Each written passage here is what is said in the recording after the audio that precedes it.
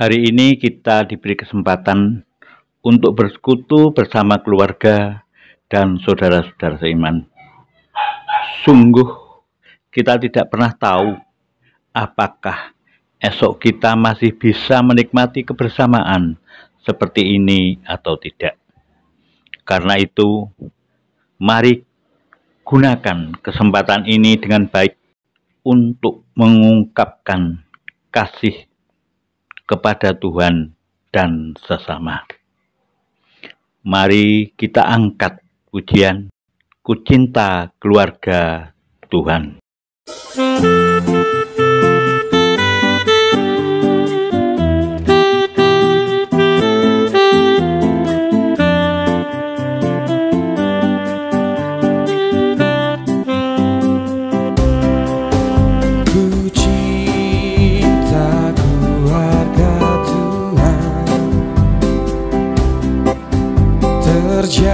Terjalin mesra sekali,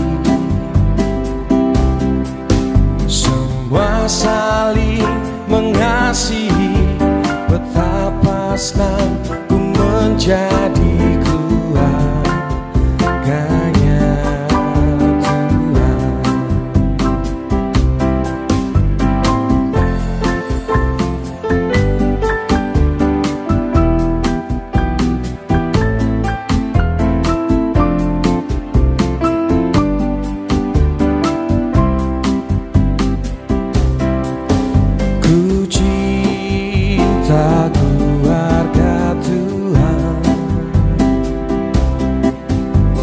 Terjalin mesra sekali, semua saling mengasihi. Betapa senang ku menjadi keluarganya Tuhan.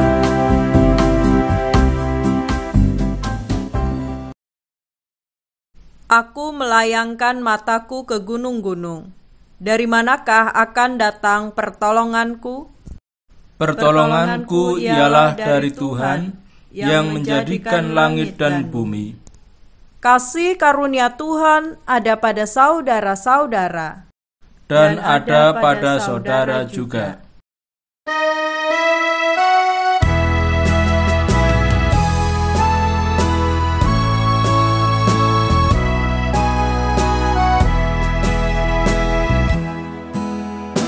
Tuhan pencipta semesta, Kaulah yang maha mulia. Sungguh besar karunia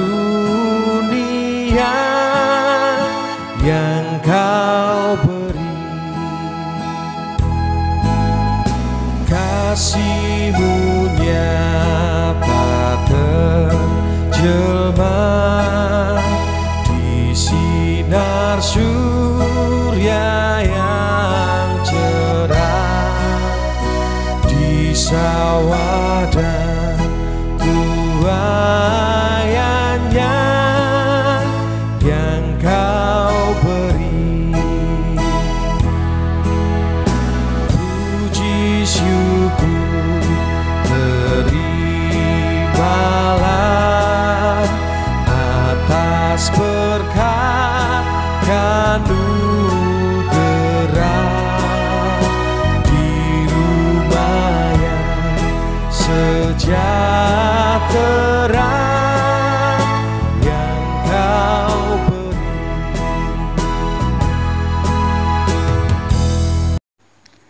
Saudaraku, saat ini kita diingatkan kembali pada perintah Tuhan dalam Matius 22 ayat 37 sampai dengan 39.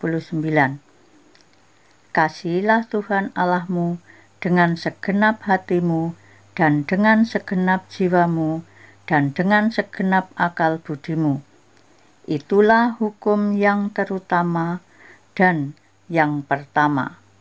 Dan hukum yang kedua yang sama dengan itu ialah, kasihilah sesamamu manusia seperti dirimu sendiri. Saudara-saudara, sudahkah kita melakukannya? Ternyata hidup kami masih jauh dari yang seharusnya. Kami masih sering mengabaikan perintah Tuhan. Mari kita nyatakan pengakuan dan penyesalan dosa di hadapan Tuhan melalui nyanyian Kidung Jemaat 29 ayat 1 sampai dengan 2.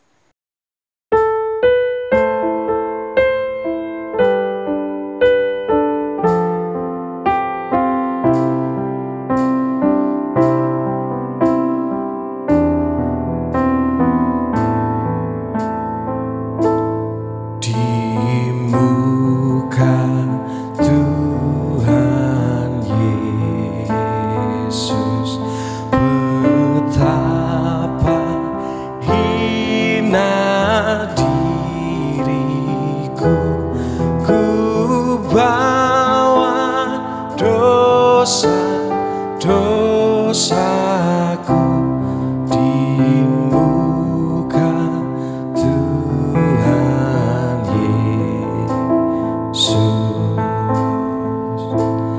di muka Tuhan Yesus tersungkur karena dosaku.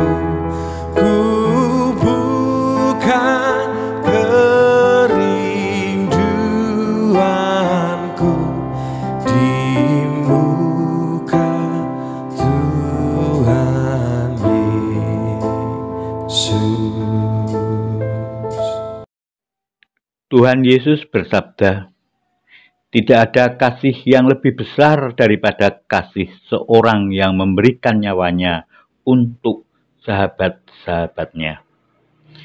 Kamu adalah sahabatku jikalau kamu berbuat apa yang kuperintahkan kepadamu." Yohanes 15 ayat 13 sampai dengan 14. Demikian berita anugerah dan petunjuk hidup baru dari Tuhan. Puji dan syukur kepada Tuhan.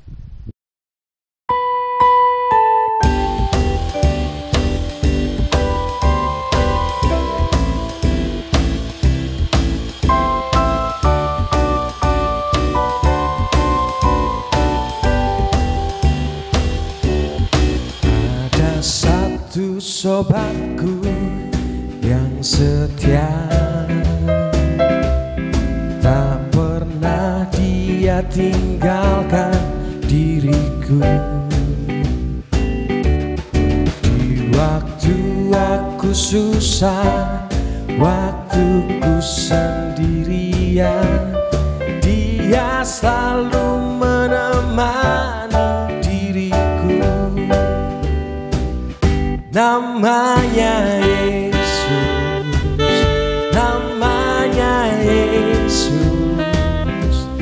nama Yesus yang menghibur hatiku. Namanya Yesus, namanya Yesus, nama Yesus yang menghibur hatiku.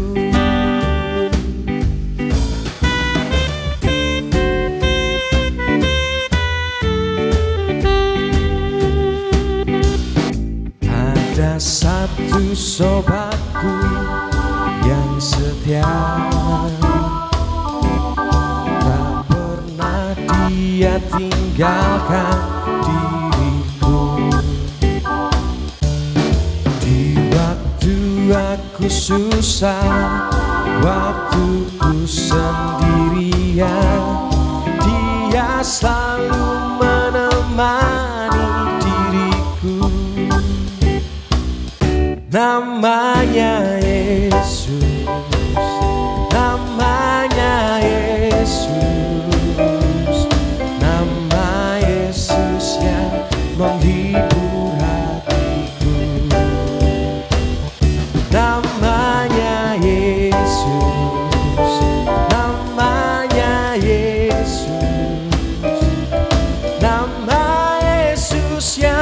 menghibur hatiku.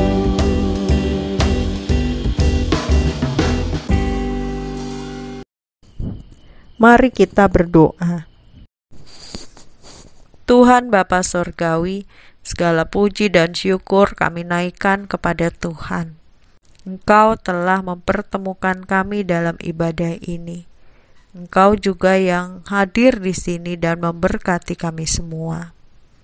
Tuhan, terima kasih untuk kesehatan, kekuatan, kecukupan anugerah Tuhan. Dan saat ini kami menyatukan hati kami, memohon berkat Tuhan bagi saudara-saudara kami yang sedang sakit. Kami mohon Tuhan berkenan untuk menjamah dan menyembuhkan Ibu Sukamto, Ibu Windri. Engkau juga pulihkan Mas Nur Indrawan, Bapak Sutio, dan saudara-saudara kami yang lain. Ya Bapa, kami percaya di dalam segala kelemahan kami, Engkau menyatakan kekuatan dan kuasa yang luar biasa. Karena itu hanya kepadamu kami bersandar dan berserah diri. Bapa, kami juga berdoa, memohon pertolongan-Mu untuk saudara-saudara kami yang sedang berbeban berat, yang sedang bergumul dengan berbagai persoalan, baik itu masalah dalam rumah tangga mereka, masalah ekonomi, masalah studi, masalah pekerjaan, masalah jodoh. Tuhan yang Maha Kasih, Engkau yang menilik hati dan batin kami. Engkau mengetahui apa yang kami butuhkan dan apa yang terbaik bagi kami. Karena itu kiranya kasih Tuhan saja yang berkenan untuk memberikan apa yang terbaik bagi saudara-saudara kami di dalam setiap pergumulan mereka. Dan tolonglah kuatkan iman mereka, kuatkan iman kami semua, sehingga di dalam segala keadaan kami hanya mengarahkan hati dan hidup seturut kehendak Tuhan. Kami bersyukur kepada Tuhan untuk anak-anak kami yang Tuhan karuniakan dalam keluarga kami. Tuhan berkatilah anak cucu kami agar semuanya senantiasa sehat, bertumbuh di dalam iman, pengharapan, dan kasih. Terima kasih Tuhan untuk anak-anak kami yang telah lulus sekolah dan akan melanjutkan ke jenjang yang lebih tinggi, yang masih mencari sekolah, yang sudah mendapatkan sekolah. Tuhan berkati mereka satu persatu. Tuhan juga yang mencukupkan apa yang dibutuhkan untuk biaya studi mereka. Tuhan, berkati orang tua kami, beri kesehatan, beri sukacita, beri kebijaksanaan, sehingga di dalam jerih lelah mereka senantiasa dapat tersenyum bahagia karena kasih Tuhan dilimpahkan atas mereka. Berkati sanak keluarga kami yang berada jauh dari kami, mereka yang merantau, mereka yang berada di luar kota, mereka yang berada di luar negeri. Tuhan yang memberkati satu persatu. Tuhan yang Maha Kasih, kami serahkan kehidupan jemaat-Mu di GKJ Tengahan ini dalam penyertaan Tuhan saja. Baik kami yang bergereja di Induk ataupun di Pepantan, biarlah iman kami terus Tuhan tumbuhkan. Berkati pelayanan perjamuan kudus yang akan dilaksanakan mulai hari ini. Biarlah Tuhan yang senantiasa memelihara iman kami. Dan kami juga berdoa bagi bangsa dan negara kami. Kiranya Tuhan memberkati para pemimpin kami dan setiap pribadi yang terlibat di dalam pemerintahan, dalam melaksanakan tugas-tugas negara. Tuhan beri mereka rasa takut akan Allah. Tuhan beri mereka kesetiaan kepada bangsa dan negara ini, dan berkati kami agar menjadi warga masyarakat yang baik. Ya Tuhan yang Maha Kasih, berkati dan pulihkan bangsa kami dari segala pergumulan yang dihadapi. Di dalam nama Tuhan Yesus Kristus kami naikkan doa ini. Amin.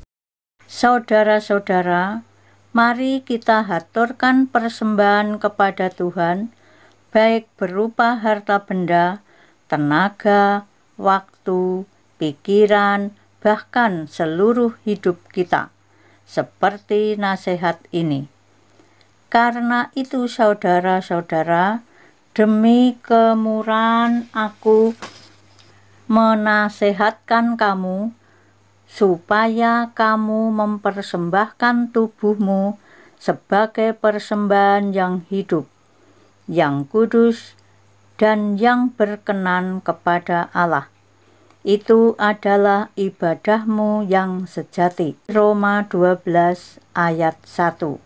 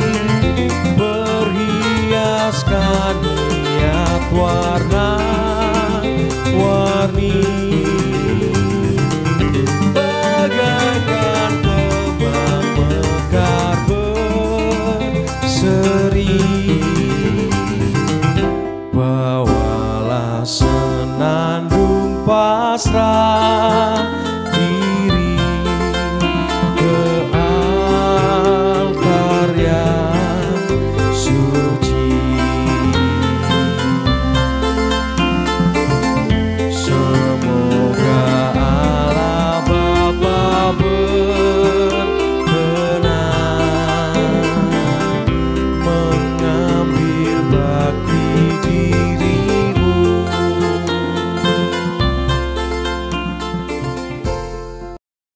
Bapak, Ibu, dan Saudara, mari kita berdoa persembahan. Bapa kami yang bertahta di dalam kerajaan surga yang mulia, perkenankanlah kami menghadap ke hadirat-Mu ya Allah.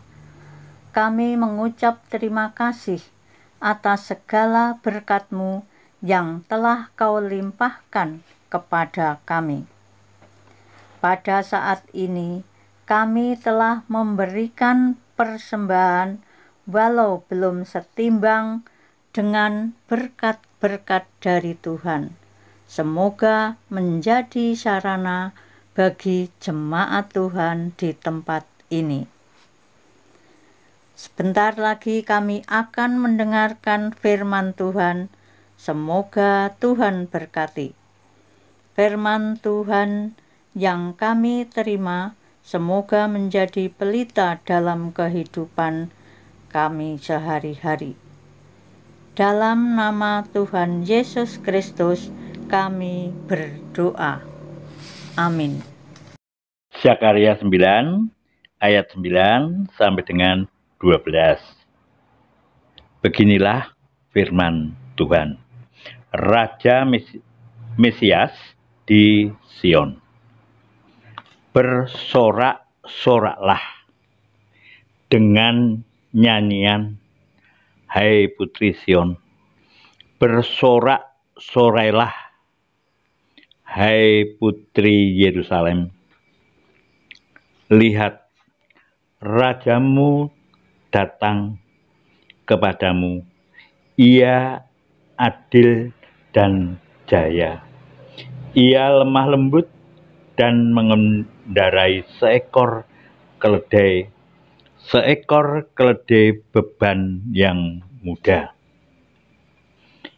Ia akan melenyapkan kereta-kereta dari Efraim dan kuda-kuda dari Yerusalem. Busur perang akan dilenyapkan, dan ia akan memberitakan damai kepada bangsa-bangsa. Wilayah kekuasaannya akan terbentang dari laut sampai ke laut, dari sungai Efrat sampai ke ujung bumi. Mengenai engkau, oleh karena darah perjanjianku dengan engkau, aku akan melepaskan orang-orang tahananmu dari lubang yang tidak berair. Kembalilah ke kota bentengmu, hai orang tahanan yang penuh harapan. Pada hari ini juga aku akan memberitahukan. Aku akan memberi ganti kepadamu 2 kali lipat. Demikian firman Tuhan. Mazmur 145 ayat 8 sampai dengan 14. Tuhan itu pengasih dan penyayang, panjang sabar dan besar kasih setianya. Tuhan itu baik kepada semua orang dan penuh rahmat terhadap segala yang dijadikannya. Segala yang kau jadikan itu akan bersyukur kepadamu, ya Tuhan, dan orang-orang yang kau kasihi akan memuji engkau. Mereka akan mengumumkan kemuliaan kerajaanmu dan akan membicarakan keperkasaanmu. Untuk memberitahukan keperkasaanmu kepada anak-anak manusia dan kemuliaan semarak kerajaanmu. Kerajaanmu ialah kerajaan segala abad, dan pemerintahanmu tetap melalui segala keturunan. Tuhan setia dalam segala perkataannya dan penuh kasih setia dalam segala perbuatannya. Tuhan itu penopang bagi semua orang yang jatuh dan penegak bagi semua orang yang tertunduk. Roma pasal 7 ayat 15 sampai 25a. Sebab apa yang aku perbuat aku tidak tahu, karena bukan apa yang aku kehendaki yang aku perbuat, tetapi apa yang aku benci itulah yang aku perbuat. Jadi jika aku berbuat apa yang tidak aku kehendaki, aku menyetujui bahwa hukum Taurat itu baik. Kalau demikian, bukan aku lagi yang memperbuatnya, tetapi dosa yang ada di dalam aku. Sebab aku tahu bahwa di dalam aku, yaitu di dalam aku sebagai manusia, tidak ada sesuatu yang baik. Sebab kehendak memang ada di dalam aku, tetapi bukan hal berbuat apa yang baik. Sebab bukan apa yang aku kehendaki, yaitu yang baik yang aku perbuat, melainkan apa yang tidak aku kehendaki, yaitu yang jahat yang aku perbuat. Jadi jika aku berbuat apa yang tidak aku kehendaki, maka bukan lagi aku yang memperbuatnya, tapi dosa yang diam di dalam aku. Demikianlah aku dapati hukum ini. Jika aku menghendaki berbuat apa yang baik, yang jahat itu ada padaku. Sebab di dalam batinku aku suka akan hukum Allah. Tetapi di dalam anggota-anggota tubuhku, aku melihat hukum lain yang berjuang melawan hukum akal budiku dan membuat aku menjadi tawanan hukum dosa yang ada di dalam anggota-anggota tubuhku. Aku manusia celaka. Siapakah yang akan melepaskan aku dari tubuh maut ini? Syukur kepada Allah. Demikianlah firman Tuhan. Injil Matius 11 ayat 16 sampai 19 dilanjutkan ayat 25 sampai dengan 30. Dengan apakah akan kuumpamakan angkatan ini? Mereka itu seumpama anak-anak yang duduk di pasar dan berseru kepada teman-temannya, "Kami meniup seruling bagimu, tetapi kamu tidak menari. Kami menyanyikan kidung duka, tetapi kamu tidak berkabung." Karena Yohanes datang, ia tidak makan dan tidak minum, dan mereka berkata, "Ia kerasukan setan."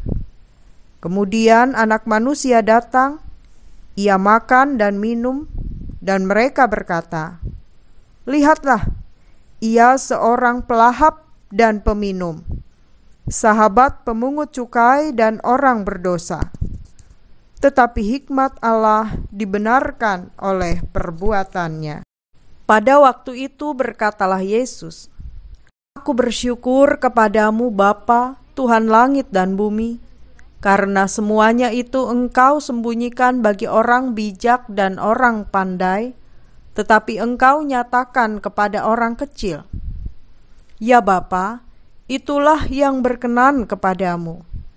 Semua telah diserahkan kepadaku oleh Bapakku, dan tidak seorang pun mengenal anak selain Bapa, dan tidak seorang pun mengenal Bapa selain anak, dan orang yang kepadanya anak itu berkenan menyatakannya.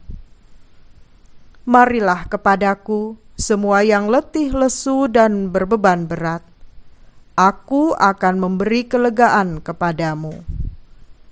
Pikulah kuk yang kupasang dan belajarlah padaku, karena aku lemah lembut dan rendah hati, dan jiwamu akan mendapat ketenangan. Sebab kuk yang kupasang itu enak, dan bebanku pun ringan. Demikianlah firman Tuhan. Berbahagia setiap orang yang mendengarkan, merenungkan, dan melakukannya. Haleluya. Bapak, Ibu, Saudara, dan anak-anak yang dikasihi Tuhan, Tuhan Yesus memperkenalkan dirinya sebagai pribadi yang lemah lembut dan rendah hati. Hal ini sesuai dengan apa yang dinubuatkan dalam Zakaria 9 ayat 9 mengenai Sang Mesias. Bersorak-soraklah dengan nyaring, hai putri Sion, bersorak-sorailah, hai putri Yerusalem. Lihat, rajamu datang kepadamu. Ia adil dan jaya. Ia lemah lembut dan mengendarai seekor keledai beban yang muda. Nubuat ini menegaskan bahwa Sang Mesias adalah raja yang adil dan jaya, dan ia adalah seorang yang lemah lembut dan rendah hati, yang dalam ayat tersebut dijelaskan dengan ungkapan mengendarai seekor keledai. Sangat tidak lazim bagi seorang raja untuk mengendarai keledai. Raja biasanya mengendarai kuda yang menunjukkan keberanian dan kegagahannya. Disinilah bedanya Sang Mesias dengan raja-raja yang lain. Masyarakat Yunani kuno percaya bahwa keledai adalah hewan yang bodoh. Sejak sebelum abad Masehi, beberapa penulis Yunani menilai keledai sebagai hewan bodoh, budak, dan keras kepala. Mungkin itulah yang menyebabkan keledai lebih banyak digunakan sebagai pengangkut barang daripada sebagai hewan tunggangan. Makanya ada istilah keledai beban, yaitu keledai yang difungsikan sebagai pengangkut barang. Uniknya, Alkitab justru mengangkat peran keledai menjadi lebih bernilai dari sekedar pengangkut barang.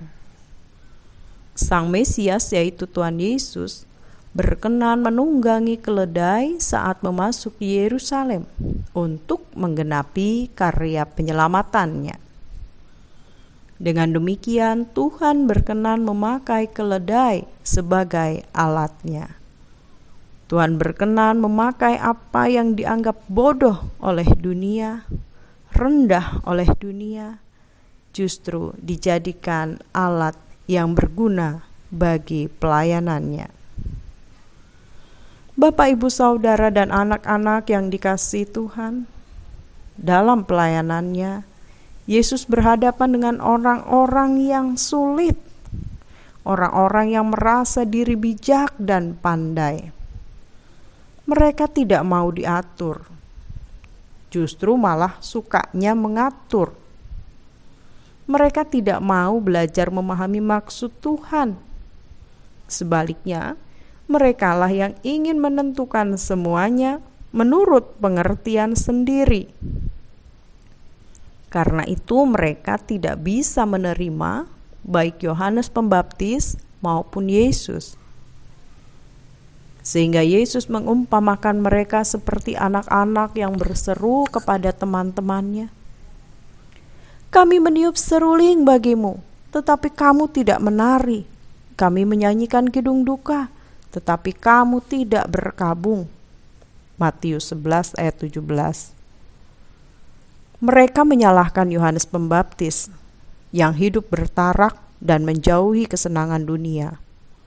Tetapi mereka juga tidak menyukai Yesus yang dianggap senang bergaul dengan orang-orang berdosa. Tuhan tidak berkenan kepada orang-orang yang bersikap demikian. Sebaliknya, Tuhan berkenan kepada orang kecil. Maksudnya adalah orang yang menyadari bahwa dirinya kecil, bodoh, dan rendah di hadapan Tuhan. Orang-orang yang demikian ini dengan senang hati menerima Yesus dan selalu ingin belajar darinya. Orang-orang ini umumnya berasal dari kalangan rakyat jelata. Mereka adalah orang-orang yang sering menjadi bulan-bulanan penguasa, baik secara politik maupun agama. Dari sisi politik, merekalah yang paling merasakan apa itu penjajahan bangsa Romawi. Dari sisi agama, mereka juga yang paling sering dituduh dan dihakimi, dianggap banyak menyimpang dari peraturan dan hukum agama. Karena itu Tuhan Yesus menggambarkan mereka sebagai orang-orang yang letih, lesu, dan berbeban berat. Kepada mereka Tuhan Yesus membuka diri dan mengulurkan tangannya. "Marilah kepadaku semua yang letih lesu dan berbeban berat, aku akan memberi kelegaan kepadamu." Matius 11 ayat 28. Letih lesu dan berbeban berat dalam konteks ini berkaitan dengan kelelahan jiwa karena menanggung beban hukum Taurat. Bagaimanapun manusia berusaha, tidak sanggup memenuhi semua tuntutan hukum Taurat. Hukum Taurat sejatinya menyadarkan manusia akan kelemahan dan ketidakberdayaannya di hadapan Tuhan. Rasul Paulus pun menyadari dalam Roma 7 ayat 15-25, meskipun ia sudah berusaha melakukan yang baik, yaitu hukum Taurat, nyatanya yang tidak baik itu, yaitu dosa, tetap ada di dalam dirinya. Jadi, manusia dengan kekuatannya sendiri tidak mampu melepaskan diri dari kuasa dosa. Bahkan Rasul Paulus menyebut dirinya manusia celaka. Karena itu, membutuhkan penolong, yaitu Juru Selamat. Tuhan Yesus berkenan menanggung dosa manusia agar manusia merasakan kelepasan dan kelegaan. Tapi jangan salah, setelah dosanya ditanggung Tuhan Yesus, bukan berarti orang boleh hidup semau gue, hidup sebebas-bebasnya tanpa aturan dan tanpa kendali. Karena Tuhan Yesus melanjutkan sabdanya, "Pikulah kuk yang kupasang dan belajarlah padaku, karena aku lemah lembut dan rendah hati, dan jiwamu akan mendapat ketenangan." Matius 11 ayat 29. Orang-orang yang telah menyerahkan beban dosanya kepada Tuhan harus mau memikul kuk yang dipasang Tuhan dan harus mau belajar darinya. Apa itu kuk yang dipasang Tuhan? Kuk arti harafiahnya adalah benda yang melengkung, yang merupakan kait yang dipasang di tengkuk kerbau atau lembu untuk menarik bajak, pedati, dan lain sebagainya.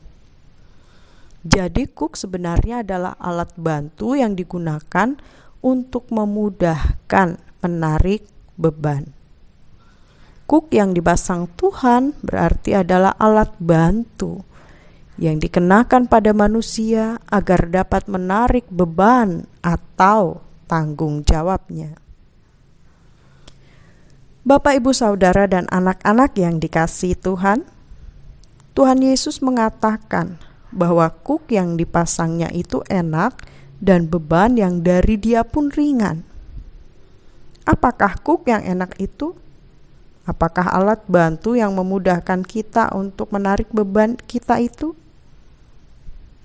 Alat itu ialah kelemah lembutan dan kerendah hatian. Tuhan Yesus memberikan teladan di mana kelemah lembutan dan kerendah hatian sungguh menjiwai pelayanannya. Untuk itu, manusia harus belajar dari Tuhan Yesus yang telah memberi teladan mengenai kelemah lembutan dan kerendah hatian. Lemah lembut dan rendah hati bukan hanya soal berbicara dengan lembut atau selalu merendah di hadapan orang. Lemah lembut dan rendah hati pertama-tama adalah merupakan sikap batin. Lemah lembut berarti memiliki hati yang lembut, tidak keras hati, tidak wangkot, melainkan memiliki hati yang mudah dibentuk dan taat. Rendah hati adalah lawan dari tinggi hati, tidak sombong, tidak takabur. Rendah hati adalah kemauan untuk menghargai pihak lain dan menempatkan orang lain lebih tinggi dari dirinya sendiri. Rasul Paulus menjelaskan kepada jemaat di Filipi bahwa Kristus Yesus, walaupun dalam rupa Allah, tidak menganggap kesetaraan dengan Allah itu sebagai milik yang harus dipertahankan, melainkan telah mengosongkan dirinya sendiri dan mengambil rupa seorang hamba dan menjadi sama dengan manusia. Dan dalam keadaan sebagai manusia, ia telah merendahkan dirinya dan taat sampai mati, bahkan sampai mati di kayu salib. Filipi 2 ayat 6-8. Perhatikan baik-baik bahwa rendah hati itu berhubungan dengan kerelaan untuk berkorban demi pihak lain. Rendah hati adalah rela dianggap bodoh meskipun tidak bodoh. Rela dianggap munafik meskipun sebenarnya tulus. Rela dianggap miskin meskipun kaya. rela dianggap hina meskipun mulia. Sifat lemah lembut dan rendah hati sebagai kuk atau alat bantu itu harus digunakan dalam menarik beban yang diberikan Tuhan. Kata Tuhan Yesus, "Bebanku pun ringan." Apakah beban itu? Yaitu hidup seturut dengan firman Tuhan. Bagi manusia pada umumnya menganggap bahwa panggilan untuk hidup seperti yang Tuhan kehendaki adalah beban yang berat. Tapi sebetulnya bila dirasa-rasakan, bukankah justru sangat menyenangkan untuk hidup seturut kehendak Tuhan? Tuhan tidak bermaksud memberati hidup kita. Tuhan tidak bermaksud membebani hidup kita dengan firman-Nya. Justru Tuhan memberikan firman-Nya untuk menuntun kita agar kita dapat merasakan ketenangan dalam hidup. Terasa berat itu kalau kita menolak, kalau kita tidak sependapat, kalau kita memberontak dan ingin hidup menurut kemauan sendiri. Misalnya disuruh mengampuni, tapi kita berontak dan menurut pikiran kita sendiri rugi-rugi mengampuni. Buat apa mengampuni? Saya sudah bolak-balik mengampuni, tapi orang itu tidak mau berubah. Tetapi coba, kalau kita mau lemah lembut dalam arti punya hati yang lembut, mudah diatur, manut, taat kepada Tuhan, dan juga rendah hati, rela dipimpin oleh Tuhan, orang gugu carpe dewek, hidup menuruti perintah Tuhan itu akan sangat menyenangkan dan juga memberi ketenangan. Bapak, Ibu, Saudara, dan anak-anak yang dikasihi Tuhan, yuk belajar menjadi pribadi yang lemah lembut dan rendah hati seperti Tuhan Yesus. Tuhan Yesus telah merendahkan dirinya sampai serendah-rendahnya, menjadi sama dengan manusia, taat sampai mati, bahkan mati di kayu salib. Mati di kayu salib itu sangatlah hina, karena mati serupa dengan penjahat. Mulai sekarang, bila kita merasa kurang dihargai oleh orang lain, jangan marah lagi.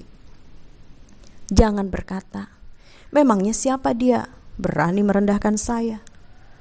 Justru bertanyalah, "Siapakah saya ini di hadapan Tuhan? Bukankah kita ada sebagaimana adanya kita sekarang adalah hanya karena kasih karunia Tuhan?" Kekayaan kita, kepandaian kita, kedudukan kita, segala yang kita miliki, semuanya dari Tuhan. Kabeh iku sih rahmat.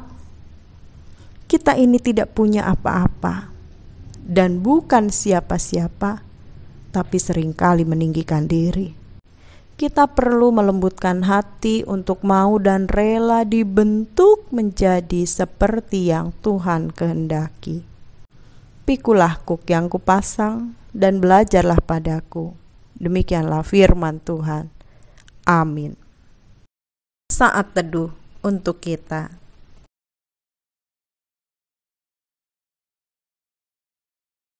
Mari kita nyanyikan Kidung Jemaat 358 bait 1 dan 2.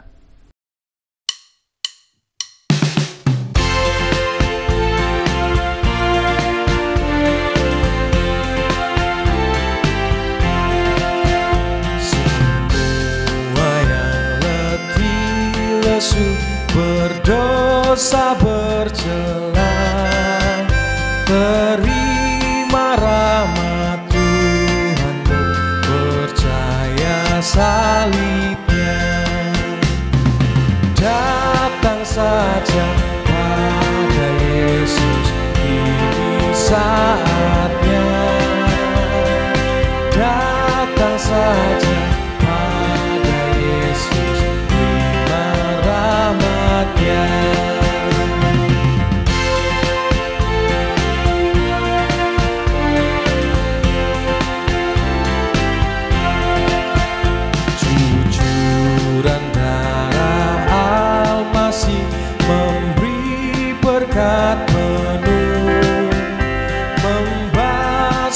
hati yang kecil, jiwa tenang teduh. Datang saja pada Yesus, ini saatnya. Datang saja pada Yesus, terima rahmat-Nya.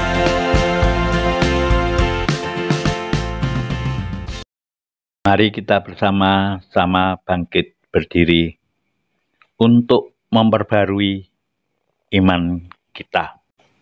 Aku percaya kepada Allah Bapa yang Maha Kuasa, Khalik langit dan bumi, dan kepada Yesus Kristus, anaknya yang tunggal Tuhan kita, yang dikandung daripada Roh Kudus, lahir dari anak Darah Maria, yang menderita di bawah pemerintahan Pontius Pilatus, disalibkan, mati, dan dikuburkan, turun ke dalam kerajaan maut.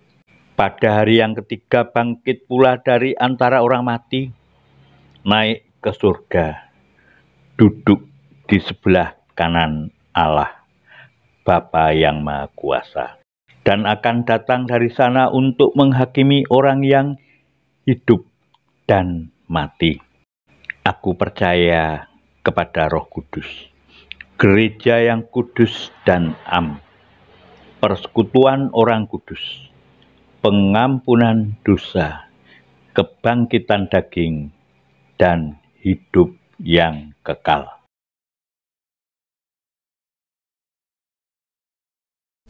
Arahkanlah hatimu kepada Tuhan. Kami mengarahkan hati kepada Tuhan. Teguhkanlah hatimu, karena Tuhan menyertaimu. Terpujilah Tuhan, kini dan selama-lamanya. Terimalah berkat-Nya. Tuhan memberkati engkau dan melindungi engkau. Tuhan menyinari engkau dengan wajah-Nya dan memberi engkau kasih karunia. Tuhan menghadapkan wajah-Nya kepadamu dan memberi engkau damai sejahtera. Amin.